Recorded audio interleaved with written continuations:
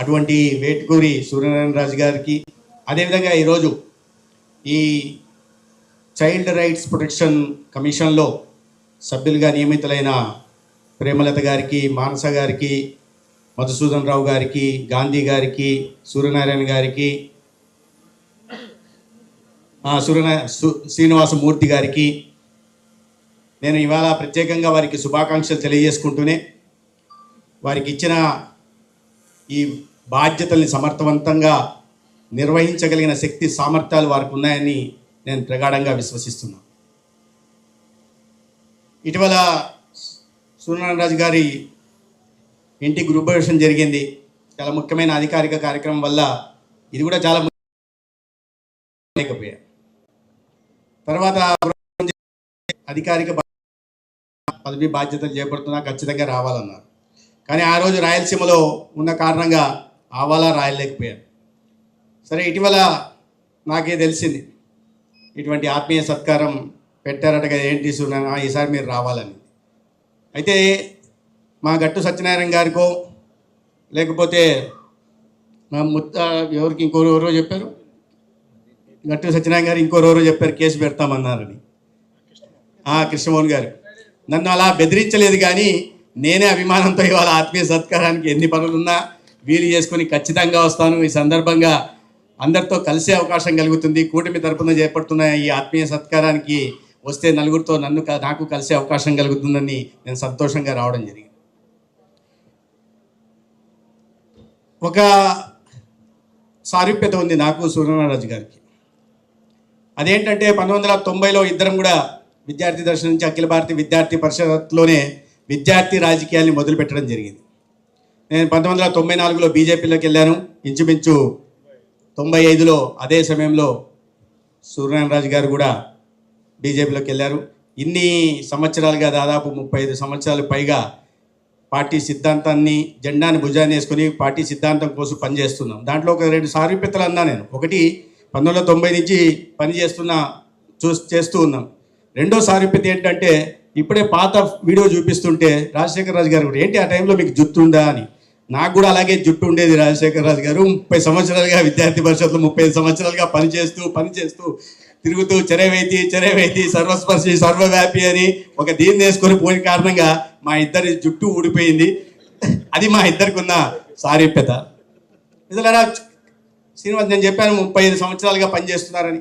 అది విద్యార్థి పరిషత్లో కానీ, లేదా మండల స్థాయిలో, జిల్లా స్థాయిలో, రాష్ట్ర స్థాయిలో ప్రధాన కార్యదర్శిగా, లేదా ఉపాధ్యక్షుడిగా, లేదా కిసాన్ మోర్చాకి రాష్ట్ర అధ్యక్షుడిగా అనేక బాధ్యతల్ని ఏ బాధ్యత అప్పగిస్తే ఆ బాధ్యతకి న్యాయం చేసే ప్రయత్నం చేశారు. గతంలో అధికారిక బాధ్యతలను కూడా కప్పేస్తే వాటికి న్యాయం చేశారు. ఇప్పుడే మా కరిచిట్టి బాబు గారు చెప్తారు, ఆయన నెమ్మదిగా ఉండేవారు. కానీ ఎంత నెమ్మదిగా ఉన్నా తను చెప్పదలుకున్న విషయాన్ని మాత్రం చాలా స్పష్టంగా చెప్పగలిగిన వాళ్ళు రాజుగారు అన్న విషయం మనకు తెలుసు. ఎంత శాంతంగా కనిపిస్తారో అంతే ప్రశాంతంగా అందరితో కూడా సత్సంబంధాన్ని నెలకొల్పగలిగిన వాళ్ళు. అందుకని ఇవాళ ఈ జరుగుతున్న కార్యక్రమంలో పార్టీలకు సంబంధం లేకుండా వచ్చిన వాళ్ళందరి దానికి ఉదాహరణగా నేను చెప్పగలను. రెండోది, ఎంత మెత్తగా ఉంటారో అంతే గట్టిగా పార్టీ కార్యక్రమాలకు సంబంధించిన విషయాల్లో ఉండడం జరిగింది. ఇటీవల రాయలసీమ ప్రాంతాల్లో కూడా అనేక కార్యక్రమాలకి వారికి ఇన్ఛార్జిగా పెట్టినప్పుడు పగలు రాత్రి పనిచేసి ఏ బాధ్యత ఇచ్చారో ఆ బాధ్యతకి న్యాయం చేసి ఆ కార్యక్రమాన్ని సమర్థవంతంగా నిర్వహించి విజయవంతం చేసే బాధ్యతలు కూడా చేశారు. కాబట్టి ఎంత గట్టిగా ఉంటే పని విషయంలో, ఎంత మెత్తగా ఉన్నా పని విషయంలో అంతే గట్టిగా. మూడోది తెలుస్తూనే ఉంది, ఎంత నిండుగా ఉంటారో అంతే మెండుగా సమాజ హితం కోసం పనిచేసే లక్షణం కూడా సూర్యనారాయణ రాజు గారిలో ఉంది. అటువంటి అన్ని లక్షణాలు కలిగిన వాళ్ళు ఈ బాధ్యతకు కూడా న్యాయం చేస్తారని నేను భావిస్తున్నాను. ఎందుకంటే ఇవాళ మాట్లాడుతున్నప్పుడు కూడా నేను చూస్తున్నా మెంబర్గా ఉన్న అందరు కూడా విషయ పరిజ్ఞానంతో తమకు ఇచ్చిన బాధ్యత ఏంటి, దానికి ఏ రకంగా న్యాయం చేయాలి అనే ఒక ఆలోచనతోనే పనిచేస్తున్నారు. ఇటువంటి కమిటీని ఎన్నుకున్నందుకు నేను ముఖ్యంగా వీరి తరపున రాష్ట్ర గౌరవ ముఖ్యమంత్రి గారు చంద్రబాబు నాయుడు గారికి, ఉప ముఖ్యమంత్రి గారు పవన్ కళ్యాణ్ గారికి, అదేవిధంగా మా పార్టీ రాష్ట్ర అధ్యక్షులు పివిఎన్ మాధవ్ గారికి, మా పార్టీ అధినాయకత్వాన్ని కూడా నేను ప్రత్యేకంగా అందరి తరపున ధన్యవాదాలు తెలియజేస్తున్నాను. ఏంటి చైల్డ్ రైట్స్ ప్రొటెక్షన్? ఇవాళ చాలా విషయాల మీద అందరు చెప్పారు. బాలల హక్కుల గురించి పరిరక్షించాలని 2011 సెన్సస్ ప్రకారం చూస్తే మన దేశంలో 14 సంవత్సరాల కన్నా తక్కువ వయసున్న వాళ్ళు, లేబర్గా పనిచేస్తున్న వాళ్ళు 10.1 మిలియన్, అంటే దాదాపు కోటి లక్ష మంది మన దేశంలో బాలికలు 14 సంవత్సరాల కన్నా తక్కువ వయసు ఉన్న వాళ్ళు ఇళ్లల్లో కానీ లేదా రైతు కూలీలుగా కానీ ఇతరత్ర పనులలో కానీ అనేక పనులలో ఉన్నట్టు వాళ్ళ బాల్యం ఛిద్రం అవుతున్న నేపథ్యంలో వీటిని బాలల హక్కుల్ని బాలల జీవితాల్ని పరిరక్షించాలనే ఉద్దేశంతో వాళ్ళ ప్రభుత్వాలు అనేక రకాలైన కార్యక్రమాలు తీసుకురావడం జరిగింది. దాంట్లో భాగంగానే 2016లో చైల్డ్ లేబర్ యాక్ట్కి అమెండ్మెంట్ తీసుకొచ్చి గౌరవ ప్రధానమంత్రి గారు నరేంద్ర మోడీ గారు బాలల హక్కుల్ని రక్షించే ప్రయత్నం చేస్తున్నారు. బాలల హక్కులను రక్షించడం అంటే అది కేవలం హక్కులు రక్షించడం అంటే వాళ్ళు 14 సంవత్సరాల లోపల వయసులో ఉన్న వాళ్ళని బయటికి తీసుకొచ్చి పని చేయకుండా ఆపడం మాత్రమే కాదు, వారి భవిష్యత్తును నిర్మించడం అవుతుంది. ఒక బాలిక భవిష్యత్తును నిర్మించినట్లయితే ఒక కుటుంబాన్ని మనం నిలబెట్టినట్టు అవుతుంది.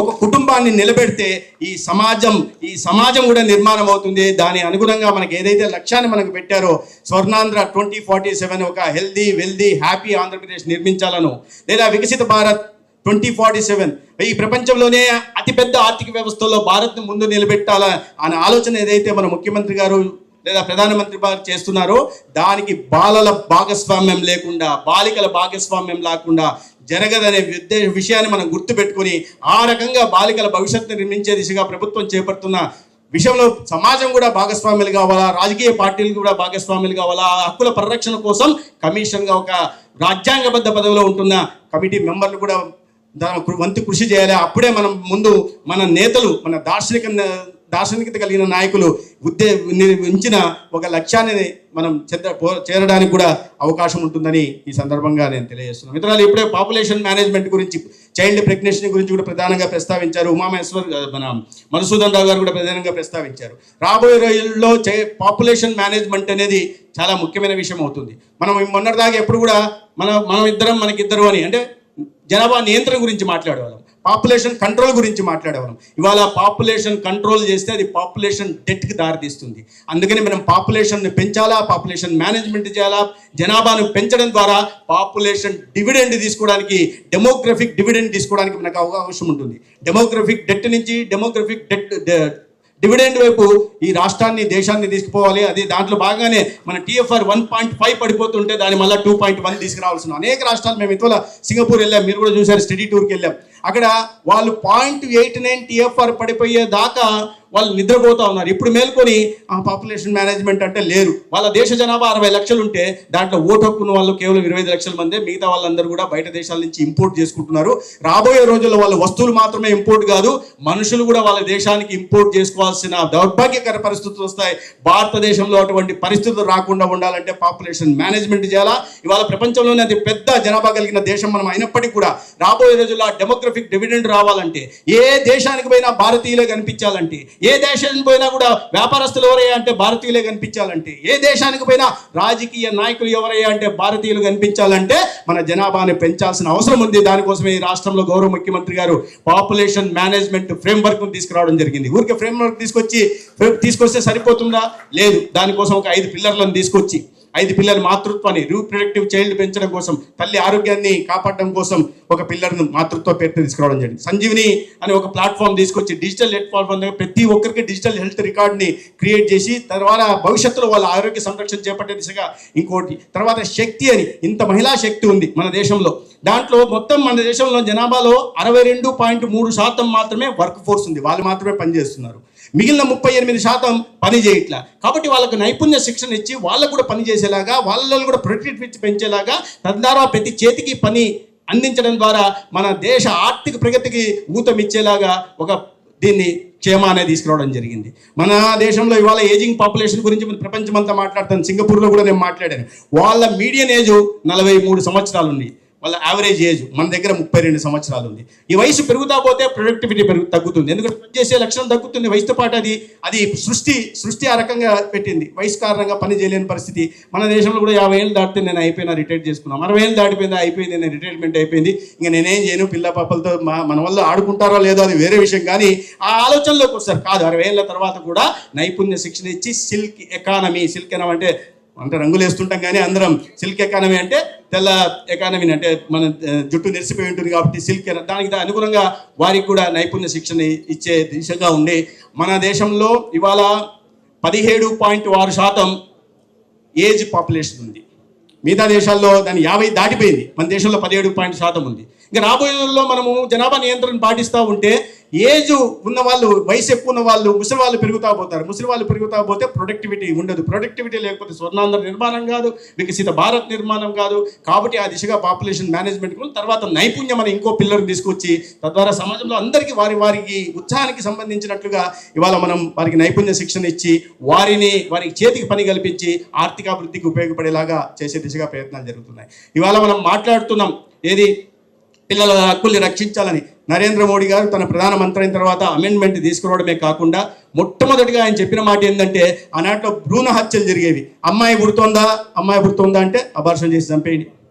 మన దగ్గర తక్కువ ఉండేది, కానీ ఉత్తరాది రాష్ట్రాల్లో, గ్రామీణ ప్రాంతాల్లో, చాలా ఈశాన్య రాష్ట్రాల్లో అమ్మాయి పుడుతుందంటే ఒక భారం అనుకునే భావన ఉండేది.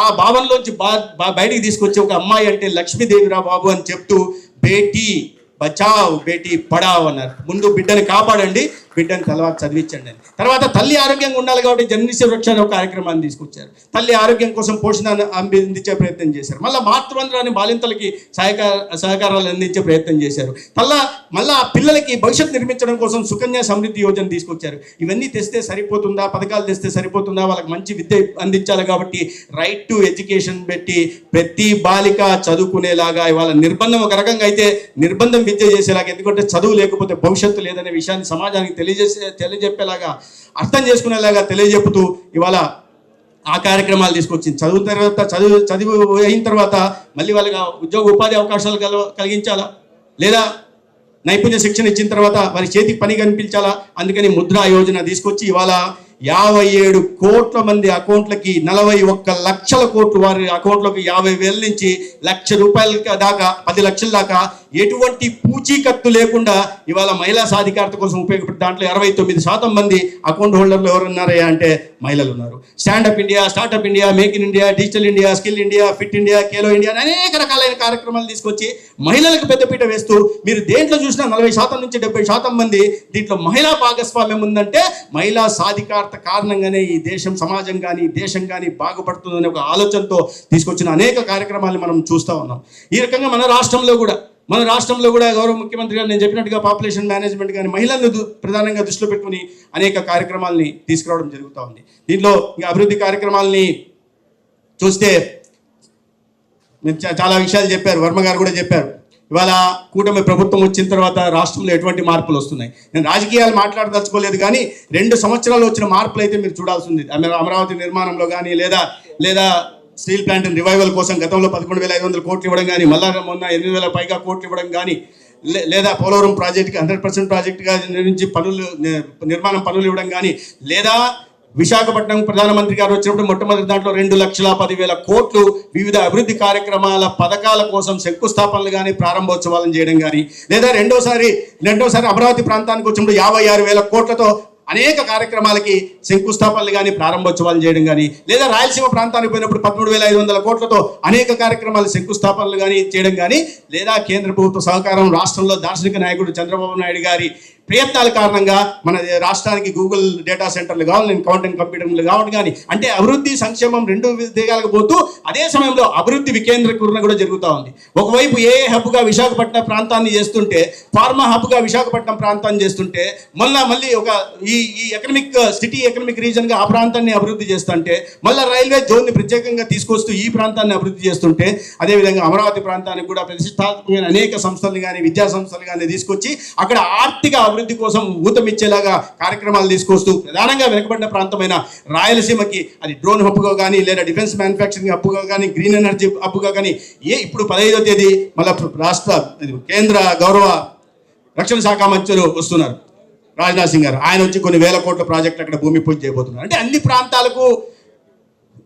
ప్రాంతాలకు న్యాయం చేసుకుంటూ అభివృద్ధి వికేంద్రీకరణకి నిజమైన నిర్ణయం చెప్తూ రాష్ట్రాన్ని ఒక దివాలా తీసిన ఆర్థిక వ్యవస్థని వారసత్వంగా తీసుకున్న నేపథ్యంలో ఇటువంటి అనేక రకాల సంస్కరణల కారణంగా కానీ, లేదా కేంద్ర ప్రభుత్వ సహకారంలో కానీ, లేదా దార్శనిక నాయకత్వంలో కానీ ఇవాళ రాష్ట్రాన్ని ముందు తీసుకెళ్లే ప్రయత్నం చేయాలి. అభివృద్ధి కార్యక్రమాలు అటువైపు ఉంటే సంక్షేమ పథకాలు కూడా కేంద్ర ప్రభుత్వం నుంచి వచ్చిన ప్రతి సంక్షేమ పథకం, జలజీవన్ మిషన్ కింద ఇవాళ ఇళ్లకు నీళ్లు అందుతున్నాయి, లేదా ప్రధానమంత్రి ఆవాస్ ఇళ్ల కింద ఆగిపోయిన ఇళ్ల నిర్మాణం జరుగుతుంది. మళ్ళీ PM కృషి సించాయి యోజన కింద మళ్ళీ ఎక్కడైతే సాగునీటి ప్రాజెక్టులు ఆగిపోయి ఉన్నాయో, గ్రీజులు కూడా పోయలేని పరిస్థితులు ఉన్నాయో, గేట్లు విరిగిపోతున్నాయో వాటిని అన్నింటినీ సరిచేసే ప్రయత్నం చేస్తున్నారు. అనేక రకాలైన ఈ నైపుణ్య శిక్షణ ద్వారా ఇవాళ యువతకు ఉపాధి అవకాశాలు కలుగుతున్నాయి. దేశమంతా 25 లక్షల కోట్ల పెట్టుబడులు వస్తే ఆంధ్రప్రదేశ్కు మాత్రమే దాంట్లో 25% 6 లక్షల కోట్లకు పైగా పెట్టుబడులు వచ్చాయంటే ఇవాళ పరిశ్రమలు రావడం వల్ల మన రాష్ట్రంలో చదువుకున్న విద్యార్థులు, యువత ఈ రాష్ట్రంలోనే ఉద్యోగాలు చేసే అవకాశం కలుగుతూ ఉంది. పక్క రాష్ట్రాలకు వలసపోవాల్సిన అవసరం లేదు. వాళ్ళ తల్లిదండ్రుల మధ్య ఉంటా, అన్నా చెల్లెళ్ళ మధ్య ఉంటా, వాళ్ళ సమాజంలో గుర్తింపు తెచ్చుకుంటూ ఈ వారి ప్రాంతాన్ని అభివృద్ధికి ఉపయోగపడేలాగా ఇవాళ కార్యక్రమాలు తీసుకొస్తున్నారు. ఈ రకంగా ఉంటే మన రాష్ట్రంలో ఇచ్చిన హామీ ప్రకారం కూడా మీరు అది చిన్న చిన్న విషయాలే కావచ్చు, కానీ తల్లికి వందనం అంటే ప్రతి ఎంతమంది పిల్లలు ఉంటే అకౌంట్లో వేసే ఎన్ని ఇబ్బందులు ఉన్న, ఆర్థిక ఇబ్బందులు ఉన్నా అన్నదాతను ఆడుకోవడం కోసం ప్రధానమంత్రి కిసాన్ యోజనతో కలిపి ఇక్కడ మళ్ళీ అన్నదాత సుఖీభవ 20,000 ఇచ్చే రూపం, లేదా దీపం పథకం కింద ఉచిత కనెక్షన్లు కేంద్ర ప్రభుత్వం ఇస్తుంటే ఉచితంగా సిలిండర్లు అందజేసే పని రాష్ట్ర ప్రభుత్వం చేస్తూ ఉంది. లేదా అది మత్స్యకారులకు ఉపయోగపడేలా కావచ్చు, చేనేతలకు ఉపయోగపడే వల్ల కావచ్చు, ఈ రకంగా అన్ని రకాలుగా ఉపయోగపడుతూ ఒక ఆరోగ్య రంగానికి కూడా అనేక రకాల కార్యక్రమాలు తీసుకొచ్చాను. నేను వాటిలో గురించి మాట్లాడదలుచుకోవాలి, కానీ ఒక విషయం, ఒక సంక్షేమ పథకం అనేది ఆరోగ్య వ్యవస్థ కూడా ఏ రకంగా ఉపయోగపడగలుగుతున్నదని ఒక చిన్న విషయం మాత్రం చెప్తాను. నేను నా మధ్య ఎక్కడో ఆసుపత్రికి వెళ్ళా, విజయవాడ పక్కన వెళ్ళి అడిగితే ఏంటమ్మా పోయినసారి వచ్చినప్పుడు ఓపీ, ఇప్పుడు కూడా నేను చూస్తాను, ఇప్పుడు కాకినాడ దీనికి వెళ్ళాలా, ఓపీ 2024 క్యాలెండర్ ఇయర్లో 2024 జనవరి నుంచి డిసెంబర్ దాకా ఇక్కడ ఓపీలు 8,30,000 జరిగితే ఇవాళ 8,15,000 ఓపీలు జరిగితే ఇవాళ ఈ 25 క్యాలెండర్ ఇయర్లో అది కాస్త 35,000 పెరిగింది. ఒక ఆర్థిక సంవత్సరం, ఒక క్యాలెండర్ ఇయర్లోనే ఓపీలు పెరిగాయి. నేను అట్లే అక్కడికి వెళ్ళి ఏందమ్మా వచ్చినప్పుడు ఓపీలు పెరిగాయి ఏంది అని, లేదు సార్ పెరిగాయి అంటే 6 నెలల క్రితం వచ్చినప్పుడు ఇంత ఓపీ లేదు, సడన్గా ఇంత ఓపీ ఎట్లా పెరిగిందని.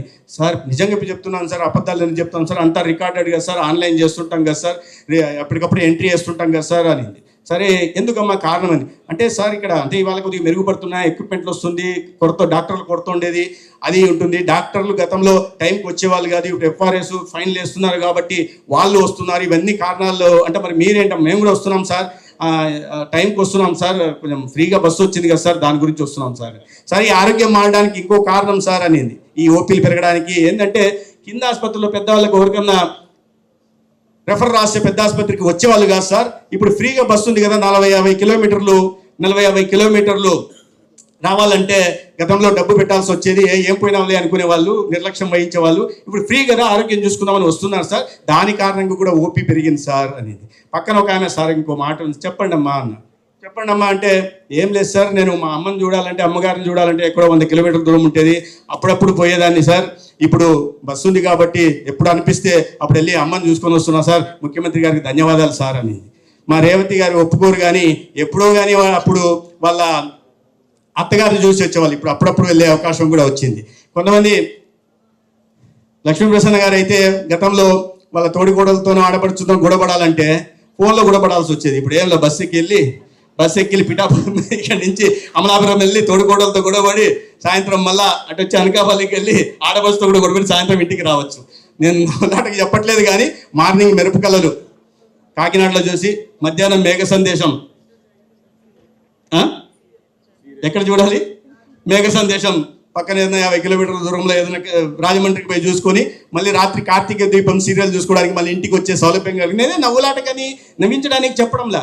ఇది ఒక ఆ మహిళకు ఆర్థిక స్వాతంత్రం ఇచ్చే దిశగా తీసుకున్న నిర్ణయం. 3,000 కోట్లు అదనంగా భారం రాష్ట్రం మీద పడుతోంది, కానీ ఒక అక్క చెల్లెల మొహంలో ఒక నవ్వు కనిపిస్తూ ఉంది. ఈ ఆర్థిక స్వాతంత్రం మహిళలకు ఇస్తే, ఆర్థిక సాధికారత మహిళలకు ఇస్తే మహిళలు ఏదన్నా చేసి చూపించగలరు అని చెప్పడం కోసమే ఈ రకంగా కేంద్రం కానీ రాష్ట్రం కానీ ఇటువంటి నిర్ణయాలు తీసుకోవడం జరుగుతూ ఉంది. గౌరవ శాసనసభ్యులు కొండబాబు గారికి స్వాగతం పలుకుతున్నాను. అటువంటి ప్రయత్నం తీసుకుంటాం. అయితే అందుకనే నేను కోరుతున్నది ఏంటంటే, రాజకీయాలు మాట్లాడదలుచుకోవాలి, ఎంతమంది ఏ పార్టీలకు సంబంధించిన వాళ్ళు ఉన్నారో నాకు తెలియదు, కానీ నేనైతే ఒక నికార్సైన భారతీయ జనతా పార్టీ, కొండబాబు గారు నికార్సైన తెలుగుదేశం పార్టీ, మా శాంతి మానస గారు నికార్సైన జనసేన పార్టీ, అన్ని పార్టీల వాళ్ళు ఇక్కడ ఉన్నాం, మిగతా పార్టీలు కూడా ఉండొచ్చు.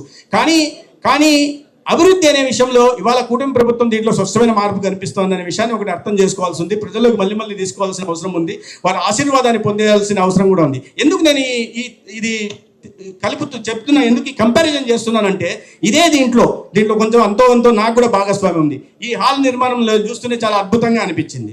ఇది అర్బన్ డెవలప్మెంట్లో వెంకయ్య నాయుడు గారు ఉన్నప్పుడు స్మార్ట్ సిటీ కార్యక్రమాన్ని గౌరవ ప్రధానమంత్రి గారు వాడారు. అప్పుడు నేను అర్బన్ డెవలప్మెంట్ మినిస్టర్కి ఓఎస్డీగా పనిచేసేవాడిని. ఈ స్మార్ట్ సిటీ ప్రాజెక్టులని అమృత్ ప్రాజెక్టులు ఏదైనా తీసుకొచ్చామో దానిలో చూసే పని నేను చేసేవాడిని. అప్పుడు ఆంధ్ర రాష్ట్రానికి 3 ఇచ్చాను, కాకినాడ, అమరావతి, విశాఖపట్నం 3 స్మార్ట్ సిటీలు ఇచ్చాం. దానికి ఒక్కొక్క స్మార్ట్ సిటీ కింద 200 కోట్లు పెట్టి ఇవాళ ఈ పట్టణ ప్రాంతాల్లో అభివృద్ధి చేయాలా, మౌలిక సదుపాయాలు పెంచాలా, జీవన విధానాలు కొంచెం మారేలా, మెరుగుపడేలాగా చేయాలనే ఉద్దేశంతో ఈ స్మార్ట్ సిటీ పథకం తీసుకొస్తే తర్వాత ప్రభుత్వం పోయిన తర్వాత ఏ రకంగా పనులు జరిగాయో మీకు అందరికీ తెలుసు. స్లోగా జరుగుతూ వచ్చాయి. దాంట్లో తప్పు లేదు. పోనీ వాళ్ళకి అవగాహన లేదు. పట్టణ ప్రాంతాల్లో పట్టణ ప్రాంతాల్లో నివసిస్తున్న వారి కోసం సౌకర్యవంతమైన జీవితం ఇచ్చేలాగా కేంద్ర ప్రభుత్వం తీసుకున్న నిర్ణయాన్ని ఏ రకంగా త్వరితగతిన ముందుకు తీసుకెళ్లి పూర్తి చేయాలనే ఆలోచన వారికి లేకపోతే పోనీ దాని తప్పులే. కానీ ఎంత దౌర్భాగ్యకరమైన పరిస్థితి ఉందంటే ఈ హాల్ పూర్తయిన తర్వాత ఈ ప్రాంతంలో ఉంటున్న ఒక కార్పొరేటరు, ఒక ప్రబుద్ధుడు ఈ హాల్కి తన పేరు పెట్టుకోదలుచుకున్నాడంట.